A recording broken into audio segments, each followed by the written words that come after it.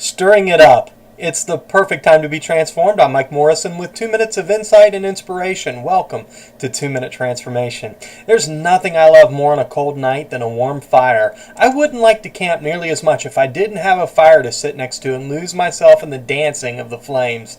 The red glowing coals and the crackle of the wood are soothing to me, and I've never considered it work to stir it all up and keep it going. That's the trick about fires, though. They require maintenance. You can't throw a couple of pieces of wood in the fireplace, light a match, and walk away with any real expectation that there'll still be a fire in 2 hours. You have to stir it up and continually feed it to keep it going. Fire is often used as an analogy of our faith, an anointing for work as believers. In fact, at the football games tonight, you might just hear someone cheer, "Let's get fired up." Hey, they're saying in essence the same thing the Apostle Paul says to Timothy in 2 Timothy 1 verse 6. It reads simply, "Therefore I remind you to stir up the gift of God which is in you through the laying on of my hands." The New Living Translation renders it, "This is why I remind you to fan into flames the spiritual gift of God gave to you when I laid my hands on you." Paul is painting a picture here of a fire he started and is now telling Timothy to stir it and fan the flames, to not just keep it going, but to cause it to grow and to spread. We have this obligation as believers to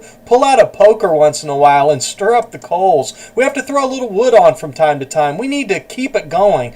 We do that in a number of ways. One thing is for sure, if we just show up to church on Sunday, we shouldn't be surprised when the flames die down. It takes fuel. Daily time in the Word, prayer, works of righteousness, fellowship with other believers, fasting, giving. Your fire can't survive without these. Then you need to stir it up by keeping these things fresh so that they don't become a mundane routine. So fan the flame and be transformed.